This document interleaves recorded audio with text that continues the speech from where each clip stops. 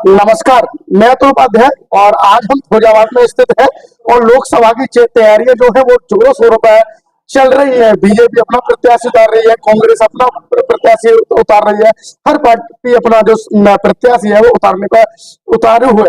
और इसी के साथ एक पार्टी है परिवर्तन समाज पार्टी, जहां से रश्मिकांत राठौर जी को फैजाबाद की लोकसभा चुनाव से उम्मीद जताई गई है कि ये आगे के लिए दावेदार होंगे। और रश्मिकांत राठौर जी है, उनसे ही बात करेंगे। क्या फैजाबाद की जो जनता है उससे क्या उम्मीद है। बहुत बहुत धन्यवाद और नमस्कार। क्या लगता है आपको कि फैजाबाद की जनता आपको कितना प्यार। फिरोजाबाद की जनता बहुत अच्छे से हमें प्यार दे रही है। हम जनता से संपर्क कर रहे हैं, जनता के बीच में जा रहे हैं और जनता से जब हम बातचीत करते हैं, जनता को बताते हैं कि हमारा प्रोफाइल क्या है। हम बाय प्रोफेशन सॉफ्टवेयर डेवलपर है, सॉफ्टवेयर इंजीनियर है। जब हम लोगों को बताते हैं कि हम ऑलरेडी कॉर्पोरेट इंडस्ट्री से हैं, मैनेजमेंट और जो डेवलपमेंट है उन सारी चीजों को हम पहले से जानते हैं, जब उनको अपना इंट्रोडक्शन देते हैं तो जनता के लोग आगे बढ़ के खुद आके समर्थन देते हैं कि भाई साहब आप संघर्ष करो, हम आपके साथ हैं। क्या उम्मीद जताई जाए फैजाबाद की जनता की। हाँ, एक नया चेहरा आए हैं फैजाबाद में, जो है वो एक नया चेहरा है। ये क्या उम्मीद जताई कि फैजाबाद की जनता आपको वोट दे। आज अगर देखा जाए तो रोजगार की सबसे बड़ी समस्या है। जैसा कि हमने मैनिफेस्टो में लिखा भी है कि स्वास्थ्य, शिक्षा और रोजगार को लेकर पार्टी का मैनिफेस्टो है। और रोजगार में हम ये भी वादा करते हैं कि अगर हमारी सरकार आती है तो जहां जहां से हमारे प्रत्याशी जीतेंगे उन सभी क्षेत्र में हर बेरोजगार को 20 से 30 हजार रुपए महीने की नौकरी हम देने की गारंटी देते हैं।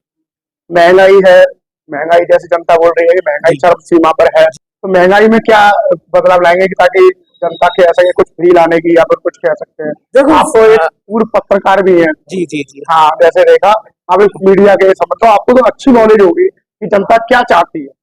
जनता को सबसे पहले देखिए, महंगाई केवल और केवल केंद्र सरकार के हाथ में होती है कि वो अपने हिसाब से उसे कंट्रोल कर सकते हैं। पर्टिकुलर एक प्रत्याशी इसके लिए प्रॉमिस करके कुछ नहीं कर सकता। जब पूरी पार्टी मिलके वो प्रॉमिस करते हैं कि हम महंगाई को कम करेंगे, तभी ये चीज संभव है। और महंगाई का अगर दूसरे तरीके से देखा जाए तो अगर आप रोजगार में, स्वरोजगार में वृद्धि कर देते हैं, जैसा कि हमारी पार्टी ने कहा है मैनिफेस्टो में कि जहां जहां भी हमारे प्रत्याशी जीत के आएंगे वहां पे हम स्वरोजगार के लिए बिना ब्याज के इन्वेस्टमेंट भी प्रोवाइड करवाएंगे। और इस इन्वेस्टमेंट के लिए मेरी ऑलरेडी पहले से बात कई लोगों से चल रही है, क्योंकि मैं एक सॉफ्टवेयर डेवलपर हूं और मेरे जितने भी क्लाइंट हैं वो सब फाइनेंस सेक्टर के हैं। I have a huge client, national and international, जिनसे मैंने डिस्कस किया है, वो फिरोजाबाद में पैसा लगाने के लिए तैयार है। लेकिन वो भी एक ही बात बोलते हैं कि अगर आप यहाँ पे कोई इंडस्ट्री स्टार्ट करते हैं या कुछ भी स्टार्ट करते हो तो परमिशन की ढेर सारी लाइन होती है, जिसमें अगर आप सत्ता में नहीं है या पावर में नहीं है तो आपको परमिशन मिलती ही नहीं है। जैसे हमारे फिरोजाबाद में एक चीज देखी गई है कि लेबर क्लास आदमी ज्यादा रहता है, लेबर क्लास, उन्हें भी कुछ नया करने की जरूरत है, कुछ ऐसा लाने की फिरोजाबाद में जरूरत है कि वो भी अपने आप को लेबर ना कहकर अपने आप को हाई रखें। और उनकी जो सैलरी है उसके लिए भी हमने इसमें एक्सपोर्ट बिजनेस की ट्रेनिंग निशुल्क प्रोवाइड कराने का प्रोग्राम रखा है, क्योंकि हम बहुत ही भाग्यशाली लोग हैं, क्योंकि हम फिरोजाबाद के हैं। फिरोजाबाद में कांच का उद्योग पूरी दुनिया में जाना जाता है और ऐसा पहले से यहाँ पे एक फेमस प्रोडक्ट है जिसे हम उठा के एक्सपोर्ट कर सकते हैं। एक्सपोर्ट बिजनेस में कोई भी खर्चा नहीं लगता है। आप केवल और केवल एक एक्सपोर्ट नंबर लीजिए, उसकी 250 रुपए फीस लगती है। 4 फैक्ट्रियों से टाई अप कीजिए, वहां के प्रोडक्ट उठाइए और उनको नेशनल इंटरनेशनल भेजना शुरू कर दीजिए। जी, हमारे तरफ से एक क्वेश्चन और आया है आपके लिए। चुनाव से पहले प्रत्याशी तमाम वादे करते हैं, चुनाव के बाद फिर अपने वादे पर खड़े नहीं उतरते। सर, ये तो एक बार आप हमें जिता कर पहुंचाइए। हमारे अब बजरंगबली की तरह हम सीना फाड़ के दिखा नहीं सकते कि हमारे दिल में क्या है, लेकिन मैं इतना प्रॉमिस कर रहा हूं, यहाँ गारंटी दे रहा हूं, गारंटी के साथ कह रहा हूं, जो इस मैनिफेस्टो में वादे लिखे गए हैं, जो इस मैनिफेस्टो में है, ये मैं करके आपको 100% दिखाऊंगा। जैसे उसमें लिखा है, आप जैसे देख सकते हैं, आवारा पशु से मुक्ति। जी, आवारा पशुओं से मतलब, और इसको मैं एक्सप्लेन भी कर देता हूँ। आवारा पशुओं का जो आपने बोला, मैं उसको एक्सप्लेन भी कर देता हूँ। आपने एक चीज इसमें लिखी है, महिला सुरक्षा। महिला सुरक्षा की बात की जाए तो आज की जो जनता है वो कहती है हाँ, महिला सुरक्षा जो ये सरकार है इसमें सही है। नहीं, ऐसा आपको लगता है? आप एनसीआरबी का डेटा उठा के देखिए। हजारों रेप केस, छेड़खानी के केस डेली न्यूज़पेपर में देखने को मिलते हैं। आप अभी भी महिला सुरक्षा, अभी कल परसों का मैं फोटो देख रहा था, फोटो नहीं वीडियो देख रहा था, बनारस के घाट पे, जो कि एक बहुत ही सिक्योर्ड घाट है, वहां पे एक महिला को छेड़ा जा रहा था, उसका वीडियो वायरल हुआ है। हाँ। तो महिला सुरक्षा अभी पूरे तरीके से देश में नहीं है। इसमें लिखा है आवारा पशुओं से मुक्ति, ठीक है, बना दिया सर है। वही तो समस्या है कि इन्होंने गौशाला। पशुओं का गौशाला बना तो दिया है, कागजों पे है। हाँ, ये फिजिकली तो अवेलेबल है ही नहीं ना कहीं पे। अगर फिजिकली ये अवेलेबल होता, कागजों पे ना होता, कागजों पे केवल भ्रष्टाचार चल रहा है, घोटाला चल रहा है और वहां से केवल पैसा उठाया जा रहा है और लूट मचाई हुई है। अगर सही में गौशालाएं चल रही होती तो ये गाय और पशु जो आपको सड़क पे दिखाई देते हैं, एक भी पशु दिखाई नहीं देता, सब गौशाला के अंदर होती। ये टोटल भ्रष्टाचार चल रहा है। और अभी कुछ ही दिन पहले की बात है, ये सरकार अपने आप को बोलती है कि ये गौरक्षक सरकार है, और आप देखिए इन्होंने बीफ कंपनी से चंदा लिया हुआ है। वो तो अभी क्लियर नहीं हुआ है ना, सर वो क्लियर ही है, अब वो घुमाया जा रहा है नाम इधर से उधर, हाँ। लेकिन वो क्लियर ही है। बीफ अपने आप को गौरक्षक बोलने वाली पार्टी और बीफ कंपनी से अगर चंदा ले रही है तो इसी से सच्चाई आप समझ सकते हैं। उनके गाय माता की इज्जत करना उनके उसमें है ही नहीं कहीं भी, उनको तो पैसे से मतलब है। और ये जो केंद्र खोले जाते हैं गौ सेवा के, गौशालाएं खोली जाती है, उनमें केवल और केवल भ्रष्टाचार चल रहा है। अरे एक चीज और देखी होगी कि अभी जो सरकार है वो ईडी की जांच चल रही है। अभी हाल ही अरविंद केजरीवाल के ऊपर बैठे जो कि जेल के अंदर हैं। जी इसे क्या मानते हैं कि ईडी की जांच सही हो रही है या फिर ये सोची समझी साजिश है? सर ये पूरी तरीके से सोची समझी राजनीतिक साजिश है। हाँ। जैसा कि ईडी और सीबीआई को तोता मैना बोला जाता है। अब तोता मैना को जैसा आप ऑर्डर करो वैसा वो अपने आप को करती है। अब मैं सत्येंद्र जैन के और सिसोदिया जी के उस पर आपको एग्जांपल देता हूं। दोनों की चार्जशीट अभी तक सबमिट नहीं हुई है, ना ही उनके ऊपर कोई धारा लगाई गई है।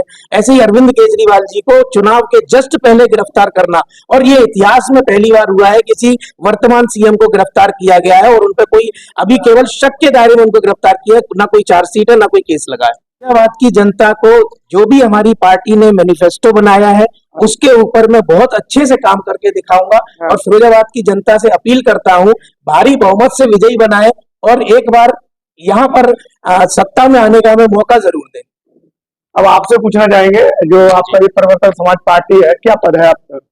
मैं मुकेश राठौर, युवा राष्ट्रीय अध्यक्ष हूँ परिवर्तन समाज पार्टी।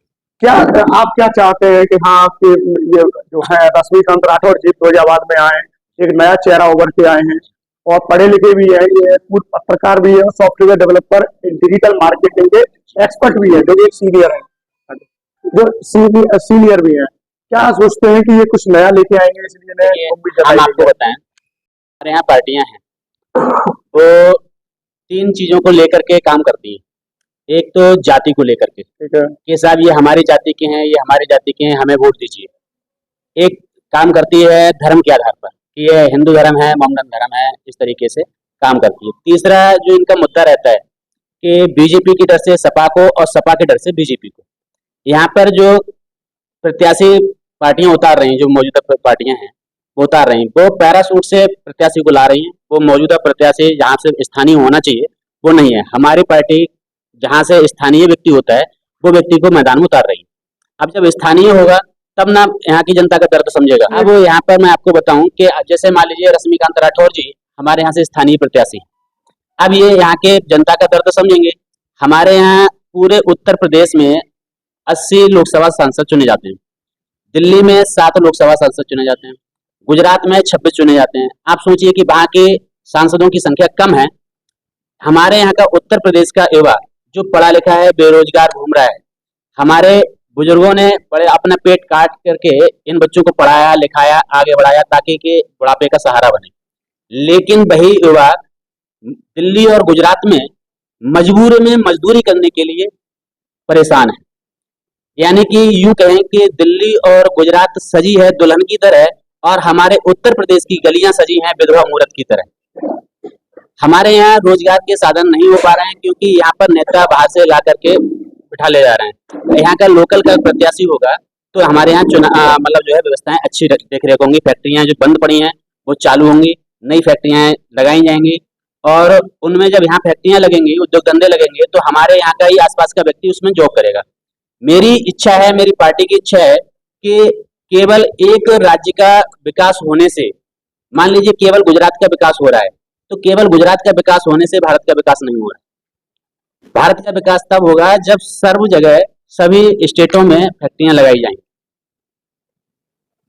हमारी पार्टी किसानों को लेकर के बड़े चिंतित है कि हमारे यहाँ का किसान जब 60 साल की अवस्था पार करता है तो वो परेशान रहता है कि हमारे पास अब रोजगार के साधन नहीं है, हाथ पैर काम नहीं कर पा रहे हैं। तो उनके लिए हमारी पार्टी ने घोषणा पत्र में भी लिखा हुआ है और जारी किया हुआ है कि उनके 60 साल की आयु पार करने के बाद में उन्हें पेंशन की व्यवस्था की जाएगी। क्या सोचते हैं, आपने जो रश्मिकांत राठौर जी को टिकट दी है, क्या सोचकर दी है कि क्या ये बेटर कर सकते हैं? नहीं, जैसे आपके बारे में हमने जब यहाँ पे निरीक्षण कराया, पता चला कि भाई एक शिक्षित परिवार से हैं और सॉफ्टवेयर इंजीनियर हैं, तो मुझे लगा कि अगर ऐसे व्यक्ति को हम लोग यहाँ प्रत्याशी बनाते हैं तो निश्चित तरीके से फिरोजाबाद क्षेत्र का विकास हम लोग कर सकते हैं। शिक्षा ही देश का विकास का आधार है, क्योंकि वो शिक्षित है, सॉफ्टवेयर इंजीनियर है, तो सभी युवकों को वो शिक्षा के प्रति ले जाएंगे और अपने क्षेत्र को विकास कर पाएंगे। ये आपने खुद ही कहा इस बात को, भाई हमारा देश जो है यहाँ पे शिक्षा को लेकर के एक अच्छा व्यवसाय करता है, चूड़ी का मामला, चूड़ी का मामला है। ठीक है, तो वो पूरे देश में एक्सपोर्ट करने के लिए बात उन्होंने कहा है, वो व्यवस्था हम लोग करेंगे। जो यहाँ की जनता है, जैसे आपने कहा था कि लेबर तबका कहा जाता है, वो लेबर तबका हटाकर को एक सम्मानित व्यक्ति के नाम से उनको रखा जाए। ये हमारा सोच है कि हम अपने प्रत्याशी रश्मिकांत जी से चाहें कि वे इस विचार को घर घर तक पहुंचा करके उनको आगे ले जाए। लड़के के लोग होते हैं जो झोपड़ियों पट्टियों में रहते हैं, उनके पास पढ़ने की व्यवस्था नहीं होती, जैसे कोचिंग नहीं है उनके पास, कोई पैसे नहीं है, कॉलेज में नहीं है तो पैसे नहीं है। आपने इसमें लिखा भी है सरकारी ड्रेसों की कोचिंग संस्था, तो वास्तव आप क्या उन बच्चों के लिए कुछ ऐसा करेंगे? वैसे लाइब्रेरी के माध्यम से आज जगह जगह पे कई जगह हमने देखा है, वो व्यवस्था यहाँ पे नहीं है। वो अगर इस जीतते हैं तो निश्चित तरीके से बच्चों की लाइब्रेरी की व्यवस्था की जाएगी, जहाँ पर निःशुल्क पढ़ सकते हैं। और पढ़ करके जब आपको पहले बताया कि शिक्षा एक ऐसी व्यवस्था है जो देश को आगे ले चल सकता है। जब बच्चे हमारे पढ़ेंगे तभी वो आगे बढ़ सकते हैं। और शिक्षा व्यवस्था हमारा महत्वपूर्ण व्यवस्था है पार्टी के लिए। शिक्षा व्यवस्था एक नीति पे हम लाना चाहेंगे, चाहे वो देश का गरीब जनता हो या देश का रईस जनता हो। शिक्षा व्यवस्था जब एक नीति पे आ जाएगी तो चाहे वो प्रधानमंत्री लड़का हो या चपरासी लड़का हो, वही शिक्षा पढ़ेगा जिसके अंदर टैलेंट होगा, वो देश को चलाने का काम करेगा। ये परिवर्तन समाज पार्टी का सोच है। समान शिक्षा सबको दी जी गई। सर। समाज पार्टी है, उनके पदाधिकारियों से बात की है और उनका एक ही कहना है कि हम फिरोजाबाद है जो है उसे हम बदलना चाहते हैं। शिक्षा के मामले में, पशुओं के जो आवारा पशु घूमते हैं उनके मामले में, पर्यटन क्षेत्रों को बढ़ावा देने के मामले में, या फिर कोई और अन्य मुद्दा हो, हर मामले में हम फिरोजाबाद की जनता को आगे लेकर आना चाहते हैं। इसी के साथ अब आगे वाला वक्त बताएगा कि चुनाव में कितना कौन खरा उतरता है। तो वादे तो सभी करते हैं और मुश्किल होता है खरा उतरना। इनकी क्या बात है वो आने वाला वक्त ही बताएगा। इसी के साथ में कैमरामैन राजू कुशवाहा के साथ अतुल उपाध्याय।